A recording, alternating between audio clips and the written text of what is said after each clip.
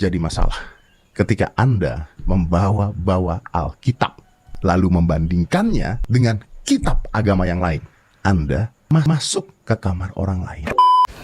Maka pernyataan Deddy Corbuzier seperti itu bahwasanya akan mengenai seluruh pemuka-pemuka agama, termasuk diantaranya Menahem Ali, termasuk Bambang Nursena, termasuk Donditan, termasuk Gainama, dan masih banyak yang lainnya.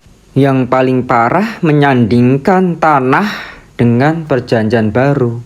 Yang mengkanon siapa itu? Bapak-bapak gereja tersebut. Kamar orang lain, bahkan kitab suci orang lain disandingkan di kitab suci dia. Nah itu parah banget tuh, parah. Kalau saya jadi teman Anda, saya tersinggung. Dan saya di agama tertentu, saya pun tersinggung. Bro Deddy mengatakan tersinggung, tapi tersinggung karena agama yang lain, karena ada sebuah agama dikomentarin sama orang lain begitu ya.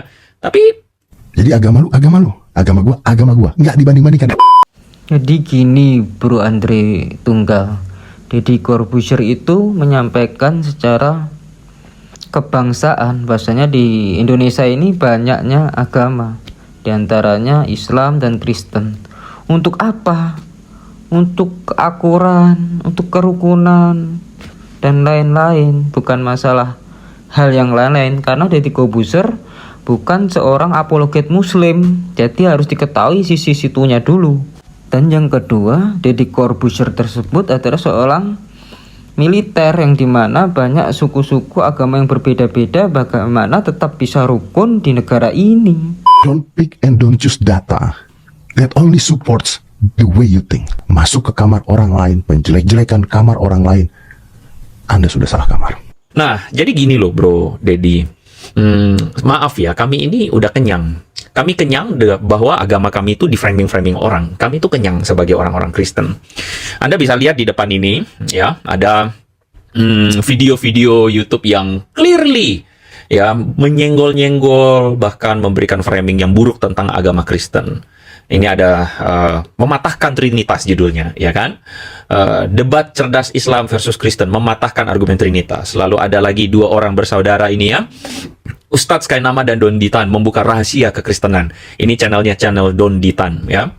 Ini apa kalau bukan seperti yang Anda sindir dan Anda tegur tadi, bahwa jangan menyinggung agama lain, jangan kemudian membanding-bandingkan. Orang-orang ini jelas-jelas secara vulgar membuka rahasia kekristenan, padahal mereka bukan Kristen, bukan? Iya, bukan Kristen kalau saat ini, tapi dulu mereka itu orang Kristen, perlu diketahui hal itu. Jadi kalau monolog satu, monolog sini, monolog sana, nggak ada selesai-selesainya, harus diselesaikan dengan diskusi. Seperti itu, biar masyarakat bisa menjawab. Dan setelah diskusi saling maaf-maafan. Nah seperti itu. Orang satu bangsa, satu negara, satu tanah air, tapi yel-yelan seperti bayi-bayi kemarin sore. Nah ini bukan daripada ranah kebangsaan lagi. Harusnya ranahnya dialog. Dialog satu sama yang lain, bagaimana merukunkan agama satu sama lain, dialog dengan bagus, dengan hikmah, dengan bijak, tanpa menghujat, tanpa memaki Tuhan-Tuhan yang disembah. Seperti itu, dan tanpa memaki personal orang yang mengikuti ajaran tersebut. Jadi Bang Andre kalau merasa sakit hati dan sudah kenyang di framing, maka alangkah baiknya dialog, menunjukkan bahasanya Yesus itu Tuhan atau bukan, secara dalil dan bukti. Dan mereka bisa menunjukkan bahasanya Yesus adalah bukan Tuhan, Yesus adalah seorang nabi dan rasul. Nah giliran Bang Andre bisa nggak menunjukkan bahasanya Yesus itu Tuhan dalam ayat-ayatnya, misal Yohanes pasal 13 ayat 13 itu bagaimana? Nah harusnya seperti itu, bukan omong kosong di balik layar, di balik orang-orang yang tidak mengetahui. Maka harusnya ada dialog, komunikasi, debat ilmiah, dan lain sebagainya.